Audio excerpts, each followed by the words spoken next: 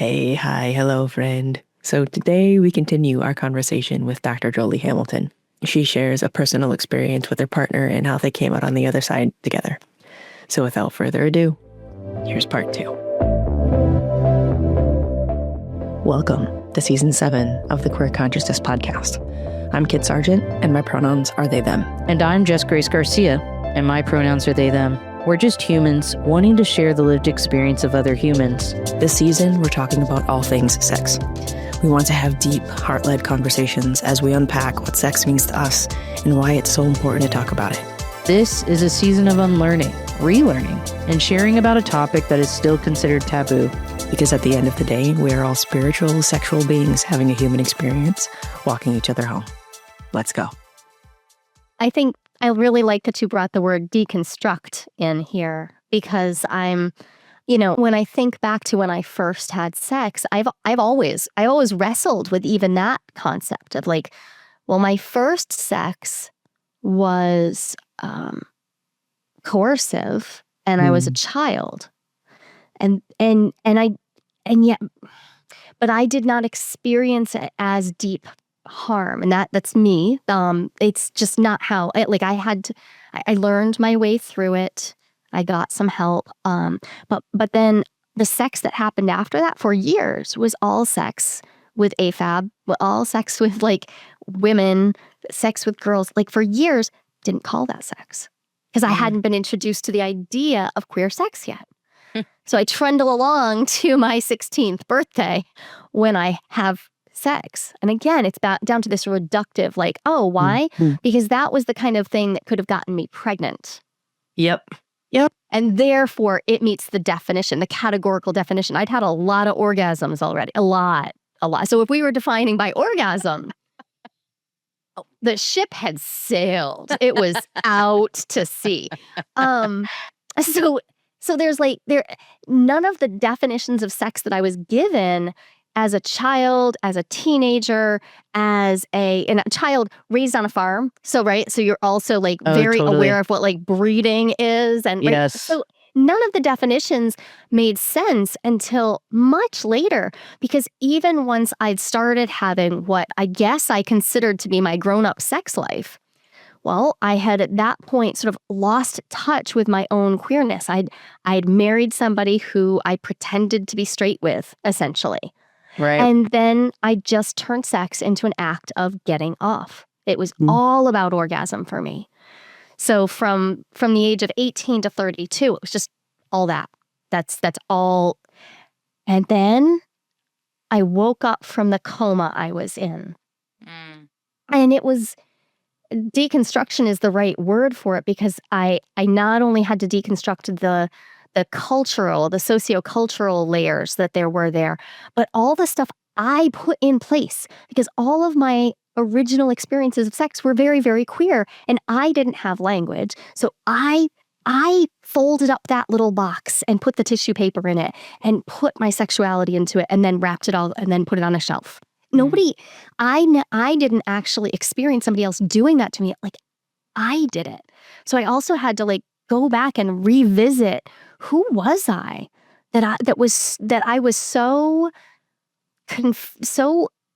easily confused by my own pleasure. The pleasure was too good, so I put that away and chose this other thing that wasn't very good and I didn't really care for.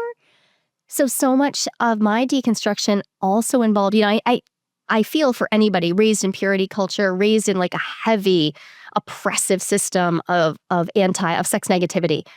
I wasn't. I did it to myself. And so deconstructing has meant, go get all those bits you just left all over the place, girl. What were you doing? What, you left them everywhere, and stitching all that back onto myself. And then allowing myself, I think the real breakthrough for me happened not when I was 32, though that was a big one, but about 5 years later at 37, when I realized exactly what you just said, Jess. I'm I'm queer. All the sex I am having is queer. And that's that. I'm not going to have that experience. I'm no longer going to cut all those parts of myself off and Right. seek pleasure as if orgasm seeking or orgasm giving is the goal, because that puts me into a mentality that reminds me of my 20s, and it's just unhelpful. And it also is incredibly freeing, because then I realized that I could be partnered to someone who presented so masculine while presenting so feminine myself, and no longer like feel like my being was so misrepresented. Because every time we had sex, we could like dive back in, and it felt like deconstructing and reconstructing every single time. And now, 16 years into that particular relationship, and I feel so confident and so myself in my pleasure in a way that I don't know that I would have gotten to if I hadn't been able to practice with someone who was also doing their deconstruction, finding out like, oh, yes, I too. We had sex for 6 months that they didn't call sex because it wasn't penetrative with a penis. It was penetrative, by the way. There are other things to penetrate with, Yeah, but there not are. with a There are plenty. penis. Yeah. And therefore, right, it got boxed out. So there's so much reclamation of joy, right? Joy. And then also reclamation of the pleasure of, oh, thank God it's not all about orgasm. Because sometimes your orgasm disappears. Yep. Sometimes it goes on hiatus. My nesting partner has MS. Sometimes things don't work the way you expect them to work. So I lost my orgasm once for 4 months. Oof. I lost it. It was just gone. I was terrified. I was absolutely terrified, because I was still in the phase where so much of my being was attached to this. But I got a nerve injury, and it was just gone. If that's what sex is, then it can just disappear on you. The same as when I hear a cishet man describe his erection as like the essential being of his sex. Like, oh, but that might not always work that way. Right. Careful. Yep. Maybe expanding our definitions is so liberating. And so It makes me think of when calming. people rely on another person to be their like reason for being. Yes. Yeah. That's exactly what you Danger. just described to me. Yeah. Oof. Yeah. I Danger. also experienced something similar, but it wasn't a nerve injury. It was like I would describe it as a trauma response. Yeah. Like I had a medical experience that was traumatic for me, and I had relied a lot on my sacral energy to guide me and be my confidence. And I didn't realize until that experience that when that was damaged, so much of my like drive was affected. And it really messed with my head, you know? And that was in my early 30s, like, and if not late 20s. And that was just a really confusing and hard experience for me. And it helped kind of like, I'm glad I went through it. Like you said, I don't regret it. Like, even when they're bad experiences, like, I'm glad they happened because it taught me something. Taught me something about the way that I take in things, when I take in the world, Yeah. around me, and how I process, and that there is something beyond that moment, and even if I have a similar injury, whether it's spiritual or confidence based or something like that, like, I had a really painful thing happen to me 2 years ago that affected my confidence in a way that lasted a long time. And I didn't know how to function sexually. And it was because I didn't have that base layer of like, I'm the shit. Like I know who I am, you know? It made me question who I was. And that was a really, really scary experience. And because that was affected, it affected my sacral energy, and it affected my ability to have sex. And part of that was triggered this last summer. And I was on the phone. I was seeing my mom for the last time. I was out in Maryland, saying goodbye to my mom basically, and ended up on the phone with my wife Jana, and we're like, it's been years since we like had like phone sex or did something fun like that, and we're just playfully talking. And then once we started to actually say, oh, let's do it, let's actually do it, I had this like moment of pause where I realized I was like, I can't instigate this right now. I'm hurting too much. Not only am I hurting because of this trigger that's just happened, I'm also hurting because of my mom. And I was like, I give consent for you to instigate and start things however you feel like starting them. And I realize that's a lot of pressure on you because you're not used to it, but I do want to. And even if I'm not on board in 2 seconds, can you please keep going until I tell you to stop? And thank God for the education of kink and those spaces, because and having that sort of community, because it gave me the language to say that, Yes. And I'm so glad that we did, because it really helped to kind of remind me that I was wanted, that I was needed, that I was desired, like that I was worthy, It just gave me, it wasn't just dopamine. Like some people, we all shorthand it, like, oh, I got a little dopamine, so it helped, like, no, it helped in a lot of ways, and I couldn't tell you one thing about what we did when we had sex. I couldn't tell you what happened, how we did it. I honestly don't remember it, but what I do remember is the emotional and spiritual impact it had on me. Yeah. Yeah. How did you feel afterward? Hey friend, this is a labor of love for both me and Jess. But in order for us to continue making this podcast, we do need to play the capitalism game. So if you'd like to support the work that we do here, please go check out our Patreon at patreon.com/queerconsciousnesspodcast. Jess and I have big plans for the Patreon and the podcast, and we need your support in order to do those things. Thank you.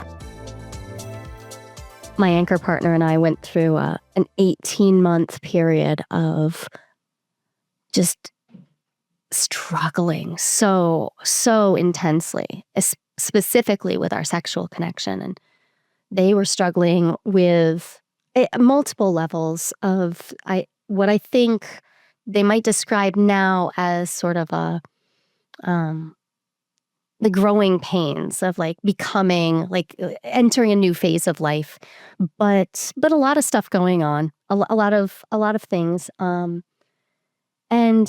and on the outside, our life looked great. So they couldn't figure out any reason, right? And they're autistic. They were looking for a reason. They wanted the technical reasons for why.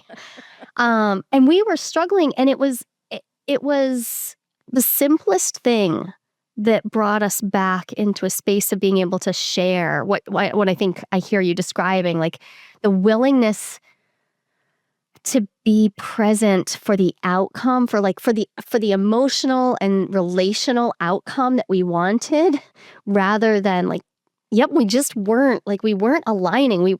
Things weren't matching up, but we still wanted the connection that we have built together through sex. Like our relationship started we went from friends to not friends overnight, based on immense sexual chemistry. Immense. It was overwhelming. It was a numinous experience. It was overwhelming.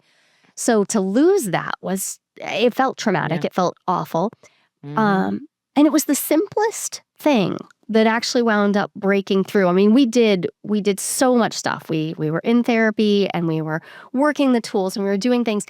But at the end of the day, the thing that we relied on was a really basic kink tool of, I'm going to make a request for a very specific scene. But instead of needing to be a kink scene, it would literally be a request written on an index card every time. We're like, it has to be small enough to be on an index card. I would like either you to initiate or me to initiate. I would like this or this act, not more than like 2 things written down. And I would like to feel like, just those 3 things written down on a card and just handed to each other, like without comment, for when you're available, I would like this. And it sounded so silly to me. I was the one that was suggesting it because I was like, we have to try something that's more practical. But I came back to, well, when we're doing kink things, like elaborate, challenging scenes, everything works fine. And what we discovered was whatever injury they had experienced, I think it was like a spiritual level injury they'd experienced that they couldn't express to me, they did not feel like they had permission to ask for sex or to offer it. Yes. And it was just like it was gone Yes. overnight. Like we had, Yes. I this was relate to after, that. 14 years together. So you're like, Yes. how? So the simple act, I have some of the cards like sitting next to me as like I've kept some of them. They're so simple. And it like broke through this thick ice wall between us. And under all of that, I'm certain, was shame and spiritual injury. But then it started to build up also a level of shame because now I'm feeling shame and this isn't working. And also it's my work. This is what I do for a living and I could help somebody else, but that doesn't mean I can help myself in this moment. So challenging. And I'm happy to say that we're now 8 months out of that. But it was brutal. It was absolutely brutal. When one of the cornerstones of your relating is the psycho-spiritual aspect of sex. Yeah. It's to have it go haywire, to have it just go missing on you. I kept going to them and saying, like, do we need to reconfigure this relationship into a deep friendship, a co-parenting partnership? Like, do we need to reimagine and just take the sex out of it? Is that? And they were so adamant that that wasn't what they wanted. And under it all now, many months out, we just had a conversation a few days ago where there was, it was as though they'd hit a new level of their sexual shame. Yep. Which we had worked through sexual shame with that, like so many times, so many ways. I thought that we'd gotten down to some bedrock. Nope. What we'd gotten down to was a layer of sexual shame that didn't allow them access to their own pleasure at all. So the only thing that could happen in that time was they could receive pleasure if I was able to somehow like bring it to them sort of sideways so they didn't have to look at it. But that left me feeling things and I'm feeling out of alignment. Totally. And all of this, it sounds so messy because it was. Like, it didn't make any sense. But when And sex so many people worked, would have given up on it. So many people would have given up. It would have, there were days where I was like, I wanted to give up. Totally. And luckily we were sort of keeping the torch lit in tandem. Like, we'd pass it off and one of us would be like, no, we're going to keep trying. We'll try this and see what happens. And when things sort of cracked open, in order to move forward, I needed a full-blown ritual. We did a full-blown scarification ritual because I needed something intense. So we used tools that we had only ever used in the kink realm. It was incredibly powerful to mark the line of like, oh, I don't know what we just went through, but it was definitely a rite of passage. God, I wish we'd had elders. That's what was missing. We didn't have them. Like, we were just out there trying to make it through that transformation on our own. But really what was happening is a new life, like a whole new version of themselves was being born. And I see it now. Now I'm walking around, they're in the house and I'm like, oh, of course a lot of shit had to crack off and things had to fall apart and we had to build things back. Like, you were doing a whole thing, but they didn't have the words for it. And the cost, it's funny because now when I look back, I'm like, why was our sex life that was so, like, it wasn't our householding was fine. Our friendship felt okay. Our ability to date other people was fine. Why was it our sex life? And after things were finally on track again in a way that felt good for both of us. To me, it looked obvious, like, oh, because that's foundational for us. And it's not for everyone and it's not for every dyad, but for us, that's where our souls meet. Yeah. And That's true for me and Jana as well. In like a spiritual, sexual way. Like there's just something different there than, and it doesn't mean it's better No, but or it's deeper different. in some way, but it's different. And like that was a totally new experience that I had with her. And then with Erica, we also went through a similar like shift, as I was, becoming more masculine and identifying as trans, and I knew that our sex was going to change, and she knew it as well. We just didn't know how, and we were both scared. And I knew that was what her pushback was on, like it's so funny now because she's like, get top surgery, let's do this, and I'm like, I'm not ready, I don't know, whereas like for a minute there she was like, but don't get rid of the boobs, The and boobs. and I was like, we got other boobs here present, you're okay now. Like, and it was just this like, oh, but I don't actually want to get rid of them, but you saying don't get rid of them is hard. Yes. Right. And like, and we were able to have those like conversations, but I think there was a big shift for us. And like part of that was like adapting to, okay, I can get sexual and spiritual pleasure in a different place, and me and you can shift the way that we connect. Now she, like, I think I've shared before, like she does what we call koaloing, instead of saying she's straddling me, which is more of a sexual reference. We say she's koalaing me, and she like koalas when she wants to like get like pressure and connection and feel cared for and loved, and there's like something that happens in that moment. And she mostly does that with me. She does it with Jana sometimes, but she mostly does that with me because that's the kind of thing she looks for from me.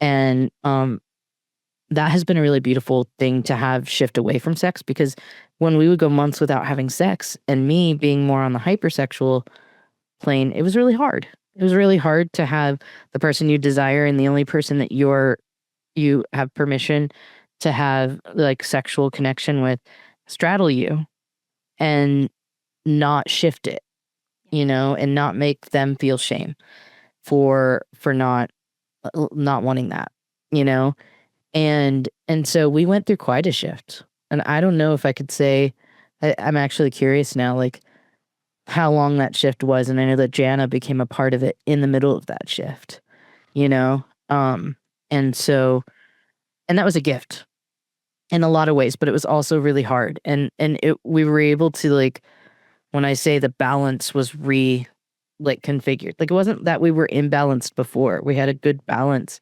but there's something about a 3-legged table that is just different, Totally. And so there's just like some firmness that we were able to lean on, and ways in which I didn't have to, like, she didn't have to meet me halfway and over sexualize herself, and I didn't have to meet her halfway by making myself more feminine to meet her feminine desires. Jana filled that gap. And that was a really beautiful gift for us, when it comes to intimacy and balance. And for me, in my being allowed to discover my genderqueerness and my transness, I don't think that I would have gone as quickly. And I did not go quickly. It was a slow process for me. But I still feel like it would have gone slower if it had only been me and Erica, But having the gift of the other person to help balance helped, to realize, like, oh, some of those needs can be met here.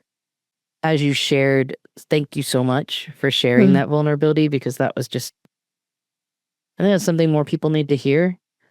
That, like, people look at us on the outside and they go, man, like, and the first thing they want to ask is like, you guys deal with jealousy? One of the things so when Kit came early to help us set up and do things for the wedding and get things set up, I probably had like a $20,000 wedding for like $7,000 because of the amount of help and community that I had involved. Love community. Right.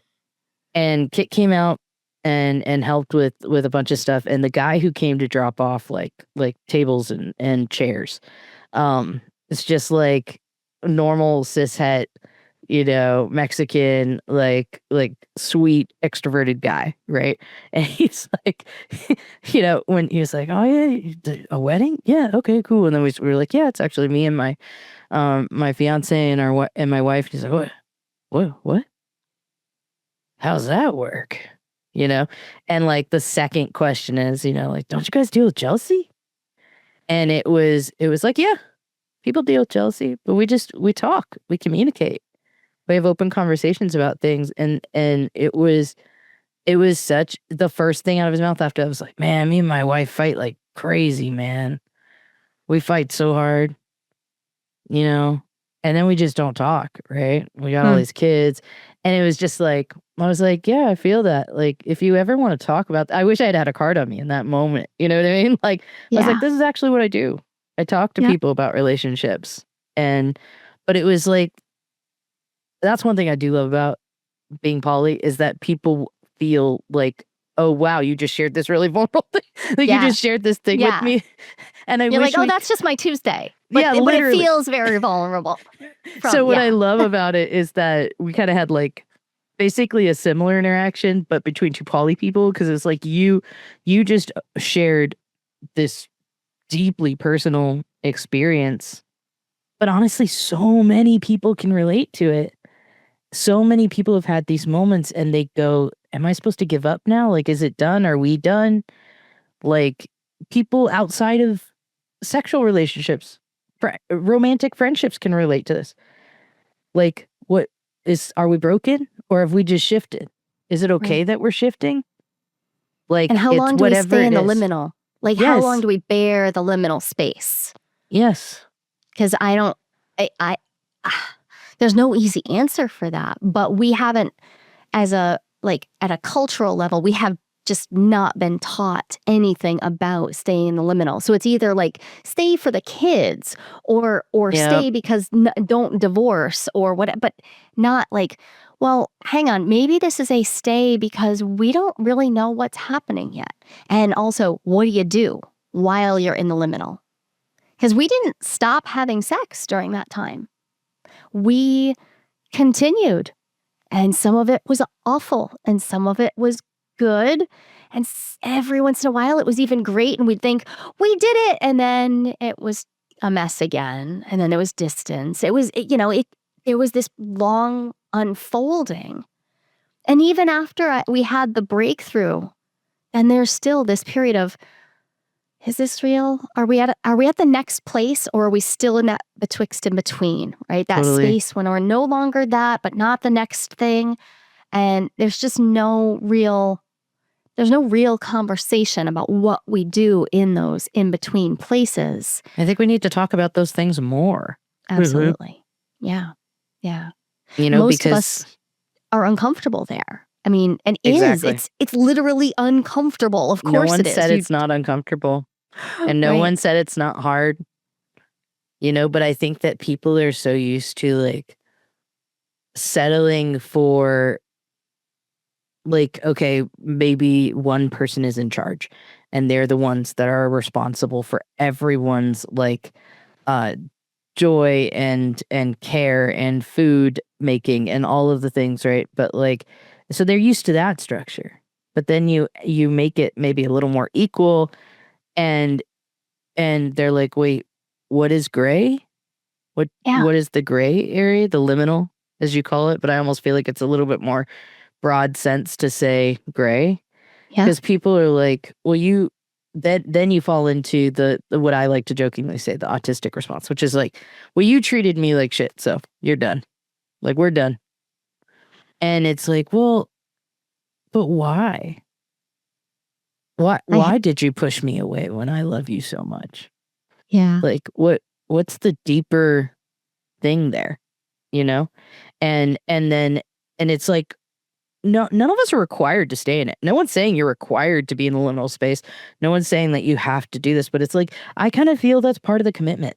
Like, it's like, if you're in a relationship with someone, and I'm not just saying a marriage, And I'm not just saying a romantic relationship, but if you've made a commitment in some way to a connection with someone, then I want to know that you're willing to go through the muck with me and put in the effort. And that it isn't always me meeting you 80% of the way or you meeting me 80% of the way. That we're like willing to get through this together. And that's something I've always loved about my relationship with Erica. I've never, ever felt like she was gonna abandon me. You know? She tried to push me away early on in our relationship because she had experienced people abandoning her. And she just thought it would be easier that way. And I was like, just so you know, that does not work on me. I'm loyal That's as not fuck. the trick. Yeah, it ain't gonna happen. This is the way to keep me around. But we broke out of that cycle really after I basically proved myself, and it was like, oh, you're not gonna fall for this. Okay. And I've looked for that in friends. And I've been lucky. I feel like I've been really lucky to find some that are in connections, but some of them are short term too, and that's okay. That's been one of my learning things, I would say in my later 30s. Is like some of those charged connections are charged for a period of time. Right. And that's okay. It's been a huge thing for me. I tend to be a lifer, but Same. it's not, but it's just not light, and life has continued to teach me, but that's not what everybody's here for. And I find great strength in connecting with people who are willing to stay in the gray, who are willing to stay in the in-between, but who are also willing to actively stay. Because I did the stay. Oh, yes. Actively. That's such a good point. Right? Like I did that. And I'm like, okay, so, but not in stasis. I can't do that. I can do that for, a week, maybe a month. But as it starts to turn into months, that's where I feel it. Like it's like my whole body just resonates with this, like, oh, too much holding still. They're not here with me. They're dissociated. They're not present to the fact that we are actually in the muck. I'd rather be in the muck with somebody who's sad, who's angry, who's allowing themselves to experience the emotions of being in this. Or even to take a conscious break, to take a break and say, we're going to come back to this in X period of time.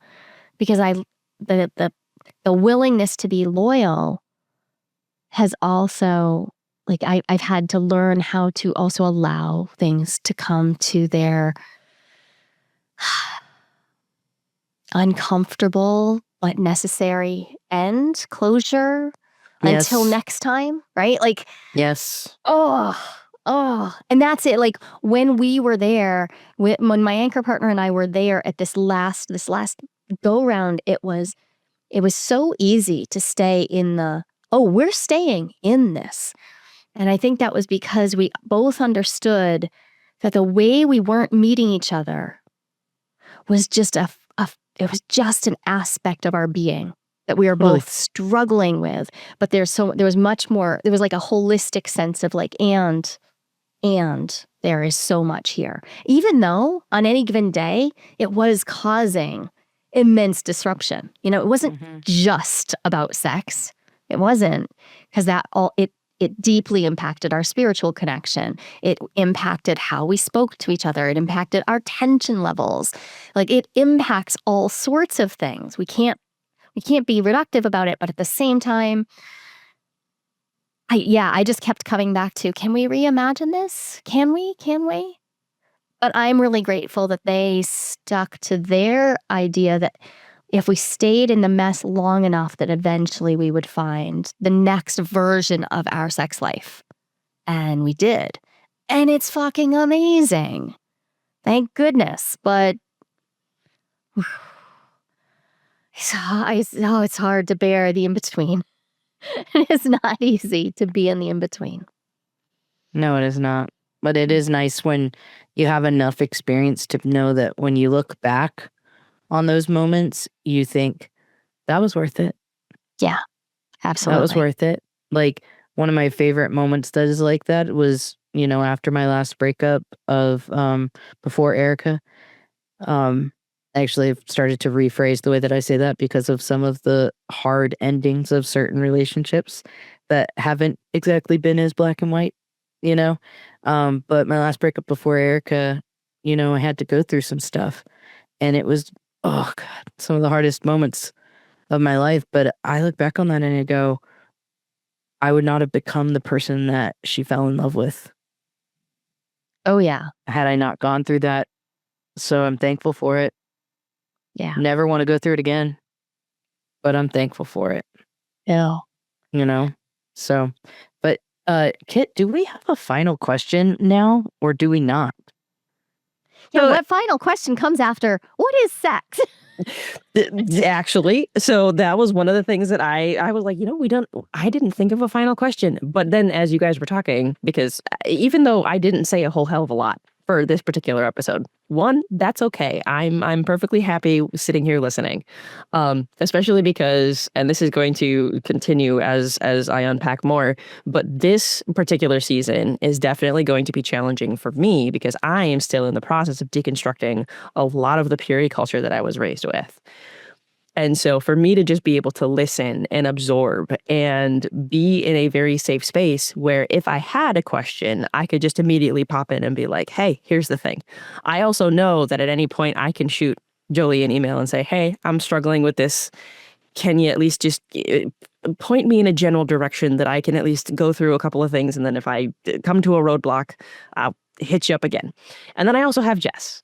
And Jess and I have had multiple conversations where I know for a fact that at any point I can shoot them a text. I can send them a voice note. I can be like, and then just express all of my feelings because I know that Jess can hold me. So this was not a bad episode for me to just, quote unquote, bad episode for me to just sit and just absorb everything. I love listening to these two wonderful people talk. I will listen to them talk forever, and that's okay. So I did, as you guys were talking, I did come up with a question. I was like, ooh, this gonna be good. Joli. I had a feeling. Just like there's something like percolating. It's percolating. It's percolating, and then I got it. Knowing what you know now, having lived the life that you have lived, if you could go back to your 21-year-old self and give her one single piece of advice about sex, what would it be?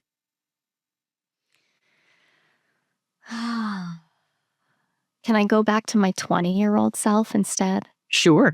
So I got married when I was 20. There you The go. first time.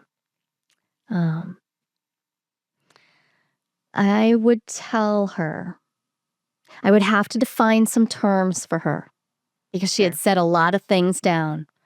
But if I had limited time, I would say, you can have sex with all the boys you want, honey, but it better be queer sex or you're going to be really unhappy. Find all the people of all the genders who want to have the queer sex you want to have, and that'll work fine. And the one you're just about to marry, he ain't into it. Let it go. Yeah, that's what I would tell her. And it's not, I would also say, I would add on exactly what Jess said. I don't regret that. I don't regret the marriage. I don't regret how I desperately tried to salvage my marriage and my hypersexuality in that by doing a lot of things. And I definitely don't regret the 4 amazing children I birthed through that marriage. But I do wonder who I would be today if I had just like grabbed the reins of my own sexuality and said, no one else gets to decide. That thing you've known since you were 7 years old, it's just true. You like all genders. That's just true. I didn't know that then. I didn't know how to know that then. Yep. Fantastic. Well, Joli, thank you so very much for coming on and mostly talking to Jess and letting me sit here and listen in on this massive, You were in the chair. amazing. I was in the chair. Yeah, exactly. I was in the chair. It was a totally great conversation where I got to be the voyeur. So yeah, Oh my gosh. we'll do that. That's amazing. I'll just be in the chair, just absorbing and learning and doing all of the things and just basking in the greatness of two gorgeous individuals that I can just be like, yes. I love that. I love this for all of us. Right? For It's all the of best us. kind of threesome. I do. It's good. It's good. I'll take my turn in the chair too, as well. Happily. Fantastic. Happily. Fantastic. Happily. Amazing. Thank Well, you both so very much. This was a total delight. Thank you for coming on, for having this maiden voyage of this here series of sex conversations that we're going to be having for however long we end up having them, because I know for a fact that these are the conversations that we need to be having. To Jess's Totally. point of vulnerability, of you coming on and being so very open and so very honest and very vulnerable with where you are, how you're feeling, what you're going through, allowing yourself to observe the messy middle, and then knowing that you came out on the other side of it, now being able to look back. And you had said earlier, you were like, I wish we had elders to help us through it. Yep. And the thing that I wanted to say in the moment, but I can say it now, is now you are those elders. That's Now, right. because of the fact that you have gone through it, you did stick with it, you did get through the muck, and you came out on the other side, and both you and your anchor partner are so much stronger in your relationship because of it. You now then can help all of the other people that are coming behind you to be like, no, it's okay. Does it suck? Yes. We are speaking from personal experience. It sucks so bad. And if you stick with it, you will get through it. And once you get out on the other side, you will be so grateful that you went through the entire process. And we can hold your hand as you do it. You got to keep choosing each other. Mhm. You know, Every day. I think I say that like the most to all of my clients who come to me. You know, it's like, if the first question I ask from the start is this something that you need help to get through, or is this something that you are ready to choose each other in? Yeah. You know, because those are different paths. Different paths. Different paths. You know, but yeah, Joli, thank you so much. You make me feel smart. And there are things that you share that, yes, I relate to, and things that I also go, I'm gonna feel more prepared for whenever that happens, whenever that sort of thing happens. And I want to say this because I think it matters. I am so thankful to my wife Erica and Jana. Jana's always been a little more open because she was introduced to me through podcasting world, but Erica had to adapt to our stories being shared. So just thank your partner from us. Absolutely. For their willingness to be vulnerable through you. Yeah. And share what you know they are willing to share as a part of it. So I just want to say thank you. That it's not just you get to represent both of you in a very like public way, and we appreciate that. Yeah. They've really done so much growth that I never in a million years, if you'd asked me 20 years ago, would this person be willing to share these vulnerable things? But they do. They share these things on our podcast, Playing with Fire, where we talk. And it's been wild to me to watch his, there's this like aspect of person that thought that they had to keep everything inside the bounds and don't share anything, to watch them grow right out of it. Like Totally. into their whole self and sharing things. And they really are just the most forthcoming human at this point. And it blows me away how willing they are to share in a world that would tell them, hide that, don't say that. So I'm grateful that they let me share our stories. So thank you for giving me a place to. Of course. Fantastic. Definitely going to have you back for a part 3. Anytime. Always, always happy. Amazing. Thank you so very much. Until next time.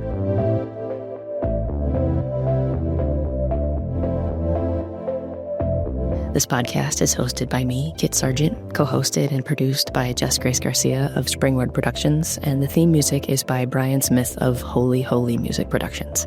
If you could do us a huge favor and please like, follow, comment, share, do all of the things on all of the socials. You can follow the podcast on Instagram @_queer.consciousness for all the latest episodes, as well as any other exciting news. When you're listening on Spotify, please leave a 5-star rating and use the comment box for anything you'd like us to talk about. When you're listening to Apple Podcasts, please leave a comment and a 5-star rating. If you'd like to be on the podcast, send a message to queerconsciousnesspod@gmail.com. If you'd like to support the podcast, check out our Patreon at patreon.com/queerconsciousnesspodcast. We are trying to grow as organically as possible, and this helps other like-minded people who want to empower and encourage others on their journey. So until next time, remember to stand in your truth and know that you are worthy, just as you are. We are the Deadly Faith Podcast, a show exploring where religion and crime collide. I'm Lacey. And I'm Lola. If you're interested in learning about cults, murderous ministers, and religiously charged crimes, look no further. We invite you to journey with us into the dark church halls to find out what cults are hiding among us and which deranged church leaders are locked behind bars. But we'll take a look at the religious factors that may or may not have contributed to their heinous crimes. You can subscribe or follow the Deadly Faith Podcast anywhere you listen to podcasts. Now back to the show.